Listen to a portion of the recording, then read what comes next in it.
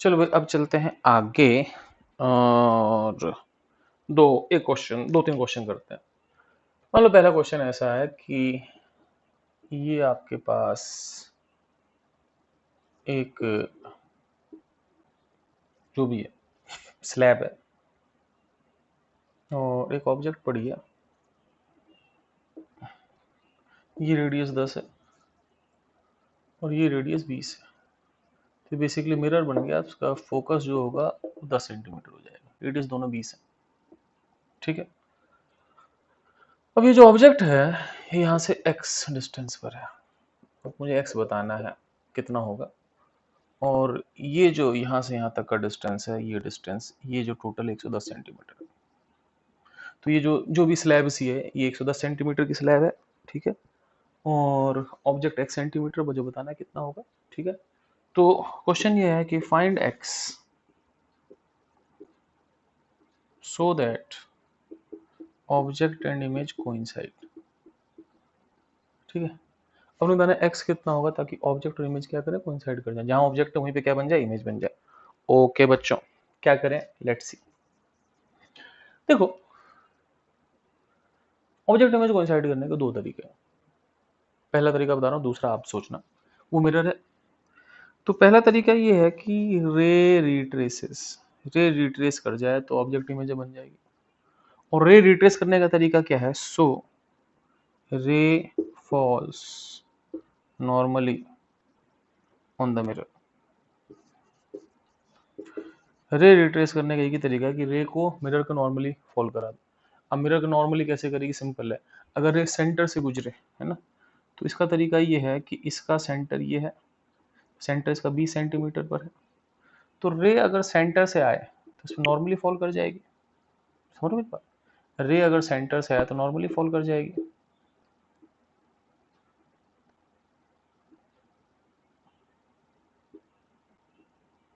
अब सोचो, अगर रे इसके सेंटर से गुजरे तो नॉर्मली फॉल करेगी और जैसे आई वैसे वापस चल जाएगी।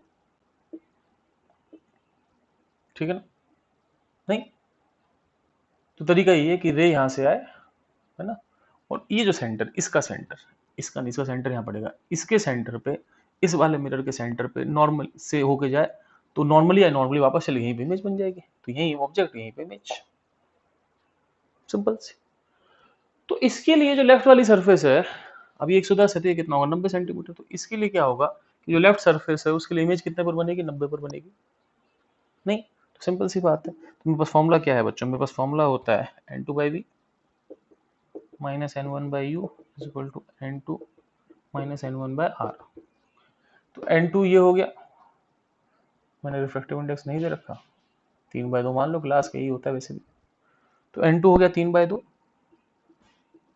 v मैं कितने पे चाहता हूँ इमेज, 90 पर बन जाए, माइनस n1 जिससे ऑब्जेक्ट से आ रही है तो 1, और ऑब्जेक्ट माइनस x पर, is equal to n2 minus n1/r। अब इसका रेडियस, इसका सेंटर राइट साइड होगा तो +10। ठीक है,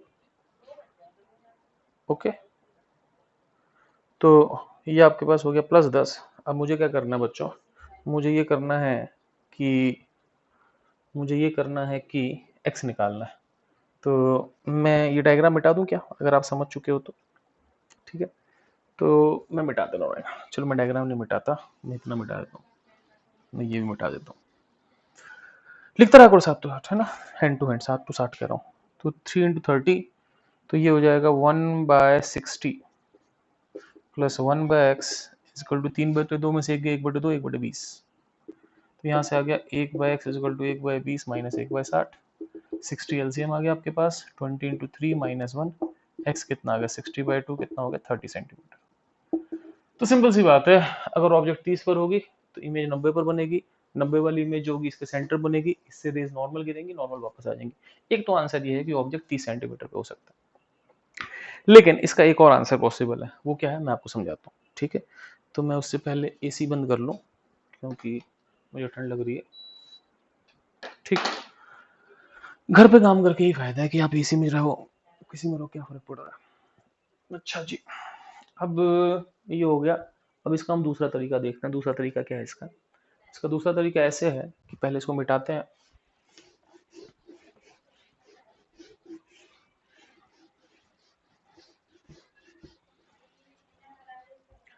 अब इसका सेकंड तरीका क्या है मैं बता रहा हूँ। सेकंड तरीका ये है इसका कि ये ऑब्जेक्ट है, रेज गई, इमेज पोल पे ही बन जाए। तो अब क्या होता है, जैसे कि कभी रेज पोल पर गिरती हैं तो ये खुद ही नॉर्मल होता है, तो जितने पे जाएगी उतने वापस आ जाएगी, तो जैसे ऊपर जाएगी वैसे सिमेट्रिकली नीचे आ जाएगी। तो ये गई ऐसे आ गई और सिमेट्रिकली वापस आ जाएगी। आप मेरी बात समझ लो। दूसरा तरीका ये है कि इसको पोल पे गिरा दो, जितने पे गई उतने वापस आ गई, जैसे ऊपर वैसे वैसे डायग्राम नीचे बन के वापस आ जाएगा। या इसको ऐसे समझ सकते हो कि किसी भी चीज के लिए, चाहे मिरर हो चाहे कुछ भी हो, फॉर एनीथिंग यू जीरो पर वी जीरो होता है। तो एक्चुअली होता क्या है कि अगर इमेज यहीं पर बन गई तो वो इमेज इसके लिए ऑब्जेक्ट हो जाएगा। जैसे मान लो इसने इमेज बनाई I1, I1 इसके लिए ऑब्जेक्ट होगा जो कितने पर होगा, 0 पर, तो वो उसकी इमेज बनाएगा I2 जो फिर 0 पर होगा। तो फिर बेसिकली इसने इमेज बनाई यहाँ, इसने फिर इमेज यहाँ बनाई और वापस कर दी। तो ये ऑब्जेक्ट ये इमेज, अब ये ऑब्जेक्ट और ये इमेज। ये बात समझ रहे हो आप? जैसे मैं कह रहा हूँ कि बेसिकली क्या हुआ कि इसने यहीं पर इमेज बना दी, तो मिरर ने कुछ भी नहीं बदला। पहले क्या था, सेंटर से वापस सेंटर पे इमेज बन गई। तो देखो इमेज अपनी जगह कब बनती है, जब एक तो ऑब्जेक्ट सेंटर पे हो तो इमेज वहीं कहीं बन जाती है एक मिरर में, या इमेज पोल पर हो, ऑब्जेक्ट पोल पर हो, पोल की इमेज पोल पर बनती है। तो वहां सेंटर की इमेज सेंटर बनी, यहाँ पोल की इमेज पोल पर बनी और फिर वापस आ गई, जैसे ऊपर से गई वैसे नीचे से वापस आ गई। तो अब कुछ नहीं करना, ये 110 सेंटीमीटर था, ये एक्स है। अब कुछ नहीं करना, n2 by v minus n1 by u equal to n2 minus n1 by r. ये मेरे ख्याल से 20 सेंटीमीटर था। n2 3/2, v 110, n1 1, u minus x का प्लस एक्स हो गया, n2 3/2, n1 n2 3/2, ठीक है, n1 1 बाय आर, आर कितना हो गया, प्लस 20 हो गया। 3/2 में से 1/2, 1/2, 1/40 हो गया, ठीक है। तो ये आपके पास हो गया, यहाँ पे आपके पास हो गया 1/x इक्वल टू 1/40 माइनस 3/220, ठीक है। अब डबल कर लो, 440 कर लो, 40 इंटू 11, 220 इंटू 2 6, ये आपका हो गया 11 में 6 गया 5/440। तो x की वैल्यू यहाँ पर आ गई आपके पास 440/5, तो 5 8 40, 5 8 40। तो ये तब पॉसिबल है जो ऑब्जेक्ट 88 सेंटीमीटर का, ठीक है। तो ये हमने दूसरा सवाल कर लिया। अब हम दो तीन चीज़ और करेंगे और फिर इस चैप्टर को ख़त्म कर लेंगे इसी लेक्चर में, ठीक है। तो अगली चीज़ देखते हैं। मैंने थोड़ी स्क्रीन की डार्कनेस कम कर रखी है ताकि अक्षर थोड़े ब्लैक ब्लैक दिखें। आपको अगर लगता है कि ब्राइटनेस ज़्यादा होनी चाहिए तो बता देना, क्योंकि मैं काला दिखूँ कोई फ़र्क नहीं पड़ता, ठीक है, क्योंकि मैं काला हूँ नहीं, कोई मैं ऐसा गोरा नहीं हूँ। मिटा दूँ बच्चों? अच्छा भाई, अब हम चलते हैं आगे। तो हम बात करते हैं velocity in refraction on curve surface. Curve surface पे जो रिफ्रैक्शन होती है उसमें वेलोसिटी कितनी होगी। तो देखो भाई, होता क्या है कि मेरे पास फॉर्मूला होता है n2 by v is equal to n1 by u into n2 minus n1 by r, plus ये माइनस का होता है प्लस हो जाता है। तो मान लो कि ऐसा कुछ है कि मान लो कि ये कहीं ऑब्जेक्ट हो, ये मान लो इमेज है, तो मान लो ऑब्जेक्ट चल रहा है, इमेज चल रहा है। तो हम यहाँ जो बात कर रहे हैं वो बेसिकली लॉन्गिट्यूडनल वेलोसिटी की बात कर रहे हैं, मतलब अलोंग द प्रिंसिपल एक्सिस, ठीक है। अब हम इसको डिफरेंशिएशन करते हैं। तो डिफरेंशिएट करेंगे तो मेरे पास क्या आ जाएगा कि की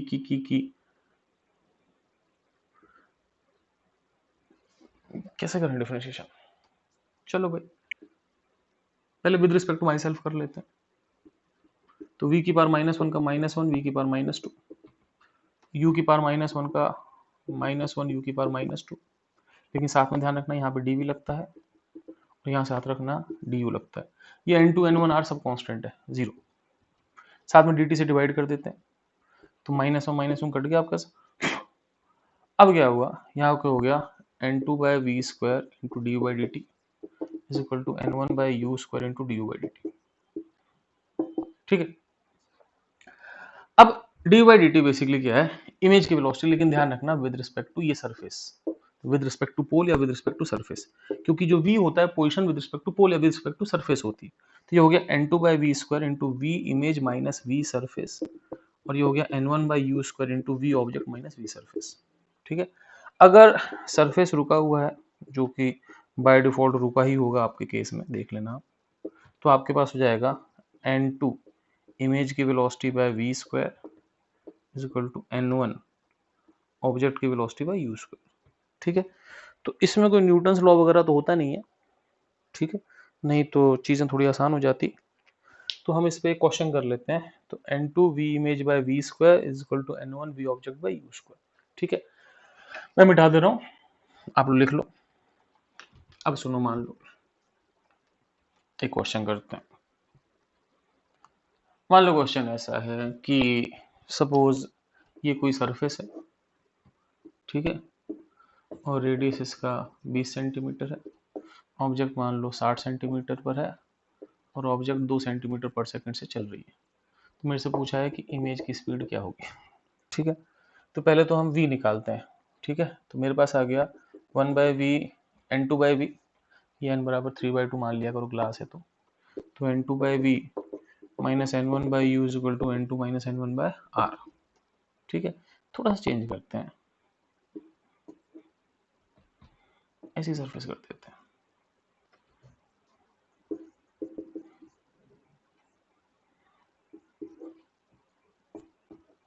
ये कोई स्लैब है मान लो। अब ध्यान क्या देना है, n2 है 3/2, v का बेरा कोनी, n1 है 1, u की जगह -60 is equal to n2 minus n1 by. अब थोड़ा चेंज क्या हो गया, इसका सेंटर लेफ्ट, तो इसका r प्लस 20 की जगह -20 हो जाएगा। ध्यान देना भैया, इसका ये लेफ्ट है, तो इसका जो r है वो प्लस r की जगह -r हो जाएगा। ठीक है, यहां से आ गया 3/2v plus 1/60 is equal to 3/2 में से एक गए 1/2, 1/2 minus 1/40, 3/2v is equal to -1/40 minus 1/60। 60-40 का एलसीएम क्या होगा, 120 होगा। 40 इंटू 3 2, तो आपके पास क्या हो गया, 3/2v is equal to 3/2v is equal to -5/120 minus 1/5×2 10, ये तो v आपके पास कितना हो गया, v आपके पास यहाँ से हो गया 2 इंटू 12 12 36 -36 सेंटीमीटर हो गया। ठीक है, ये -36 हो गया। ठीक है, अब क्या करना है, v -36 हो गया, मुझे बताना इमेज की वेलोसिटी क्या होगी। फॉर्मूला सीधा सा है, सरफेस बाय डिफॉल्ट रुकी हुई है, तो इस फॉर्मूले के हिसाब से चलेंगे अपन। तो हमारे पास है, तो यहाँ पे लिख लेते हैं इमेज की वेलोसिटी, आप लिखते रहना। तो मेरे पास फॉर्मूला क्या है, n2v image by v square is equal to n1 v object by u square. मैंने यहाँ लिख दिया, अब इसकी कोई जरूरत नहीं है। n2 3/2 इमेज की वेलोसिटी बेरा कोनी, v इमेज की पोजीशन -36, फर्क नहीं पड़ता, स्क्वायर करना है, n1 1 v ऑब्जेक्ट की वेलोसिटी राइट साइड जा रहा है, तो ऑब्जेक्ट की पोजीशन फर्क नहीं पड़ता, 60 लेफ्ट हो 60 राइट हो, प्लस 60 ही आएगा। ठीक है, अब मुझे बताना है इमेज की वेलोसिटी क्या होगी। मैं सब मिटा रहा हूँ, आप लोग लिख लो फटाफट, लिखते रहो करो, लिखते रहो, समझ रहे हो, लिखते रहो, समझते रहो, मिटा रहा हूँ। मेरे पास कितना हो गया, 3vi/2 into 36 into 36 is equal to 2/60 into 60। ठीक है, 6 इंटू 6 6 इंटू 6 6 इंटू 10 6 इंटू 10,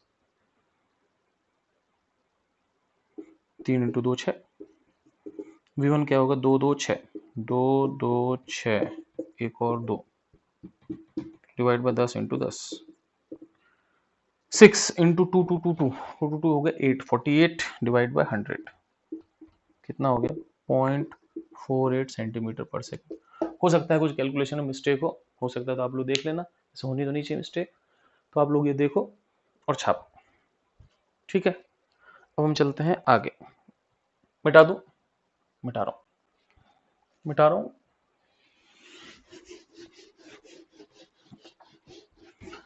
अब हम बात करते हैं अगली चीज की, इसको बोलते हैं ट्रांसवर्स मैग्निफिकेशन।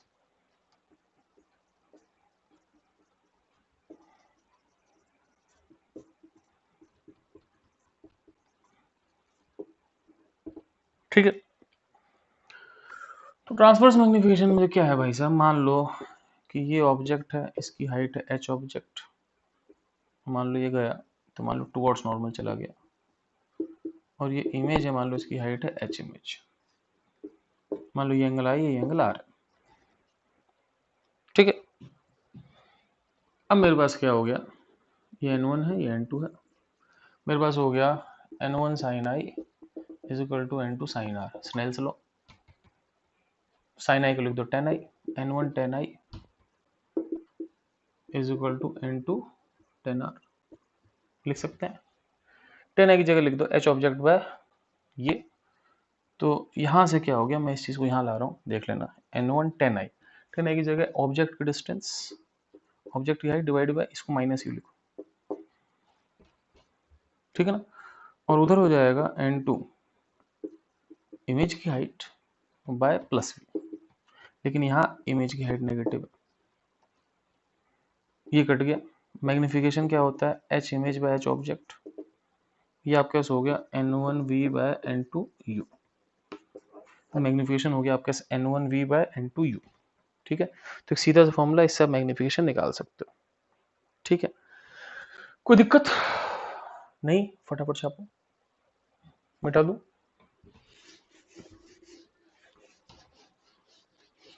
अब एक छोटी सी बात मैं दोबारा बता दूं, शायद मैं पहले बता रखी है, पीजीपी है कि u is equal to negative is real object always.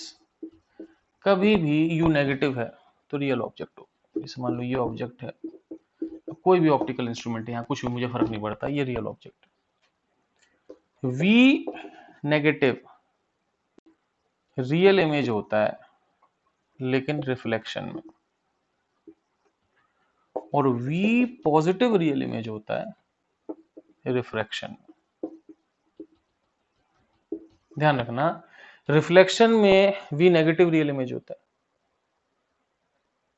और रिफ्रैक्शन में v पॉजिटिव रियल इमेज होता है। जैसे मान लो, समझना, जैसे मान लो ये कोई लेंस है, मिरर है, रेज आई, इधर मिल गई, अब ये रियल इमेज है, this is real image, v negative. लेकिन मान लो एक लेंस है, लेंस में रेज इधर मिल गई, मान लो वो जो नॉर्मल लेंस होता है ना, इससे कागज जला लेते हैं, आपने जलाए नहीं होंगे, हमने बहुत कागज जलाए, ठीक है ना, हमने एक बार घर जला दिया था उससे, मजाक कर रहा हूँ। अच्छा भाई, अब सुनो मेरी बात, ऐसी एक छत पे ले गए, ऐसे करके ना सारी सूरज की रोशनी ऐसे मास्टर घर के ऊपर डाल दी थी, मास्टर घर में आग लग गई, जस्ट जोकिंग, ठीक है भाई। अब सुनना मेरी बात, अब क्या कह रहे हैं कि ये रेस गई और यहां मिल गई, अब ये रियल इमेज है, तो रिफ्रैक्शन में जब रेस पार हो जाए, रिफ्रैक्शन में रियल इमेज का मतलब वी पॉजिटिव होता है और रिफ्लेक्शन में रियल इमेज का मतलब वी नेगेटिव होता है। ऑब्जेक्ट का सेम है, यू नेगेटिव रियल, चाहे कुछ भी हो, लेकिन वी पॉजिटिव रियल होगा रिफ्रैक्शन में और वी नेगेटिव रियल होगा रिफ्लेक्शन में।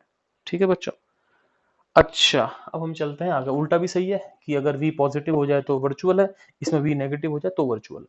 मैं मिटा रहा हूं, देखते चलो।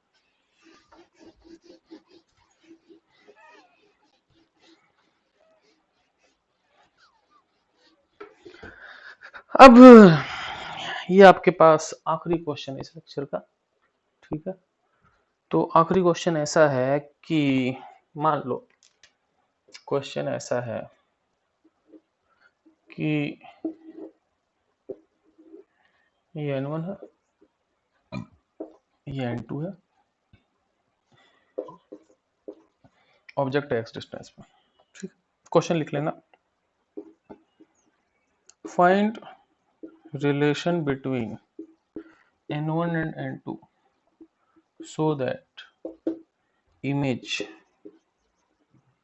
is always virtual। इनके बीच में क्या रिलेशन है n1 n2 के बीच में, ताकि इमेज हमेशा ही वर्चुअल रहे। दूसरा, if n2 is greater than n1, then for what values of x is image real। अगर n2 n1 से बड़ा है तो x क्या होगा जिससे इमेज रियल होगा। तो पहले बताना है कि वर्चुअल के लिए क्या कंडीशन होगी, फिर बताना है अगर n2 n1 से बड़ा है तो रियल इमेज के लिए क्या कंडीशन होगी। तो रियल इमेज के लिए क्या कंडीशन होगी, तो रियल इमेज के लिए क्या कंडीशन होगी। लेट्स सी मैं क्या कर सकता हूँ।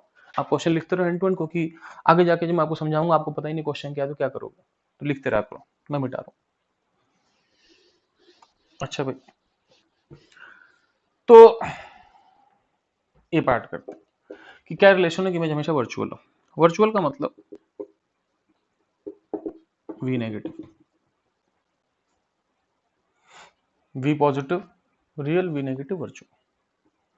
n2 by v is equal to n2 minus n1 by r minus n1 by u। Actually plus होता है लेकिन उधर जाके माइनस, तो ये हो गया n2 minus n1 by r plus n1 by x ना। फॉर्मूले माइनस यहाँ आता है, वहां जाके प्लस हो जाता है। हाँ, तो यहाँ माइनस आएगा क्यों, क्योंकि u जो है माइनस एक्स है। ठीक है, अब ये समझना v नेगेटिव होगा तो n2 by v भी नेगेटिव होगा। अब ये चीज तो नेगेटिव है ही, अगर ये भी नेगेटिव होगी तो दो नेगेटिव का सम नेगेटिव होना है, सिंपल सी बात है। तो इसका मतलब क्या है कि इसका मतलब यही है कि n2 minus n1 r negative हो जाए, ये चीज नेगेटिव हो जाए। और ये चीज नेगेटिव कब होगी, जब n1 n2 से बड़ा होगा। काम खत्म। तो अगर n1 n2 से बड़ा हो गया तो ये नेगेटिव दोनों negative, n2 by v negative तो v भी नेगेटिव हो गया। As simple as anything. ठीक है, अब ये तो हो गया। अब दूसरे केस की बात करते हैं। ठीक है, आप लोग लिख लो फटाफट, लिख लिया। दूसरा केस वो ये कह रहा है कि अगर n2 n1 से बड़ा है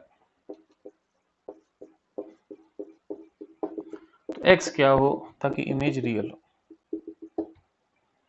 अब मुझे पता है कि अगर n1 बड़ा होगा तो वर्चुअल इमेज होगी, n2 बड़ा है तो क्या होगा मुझे नहीं पता, लेकिन रियल वर्चुअल कुछ भी हो सकती है। अब कह रहा है अगर n2 बड़ा है तो x कितना हो, तो वही बात है n2 by v minus n1 by u is equal to n2 minus n1 by r।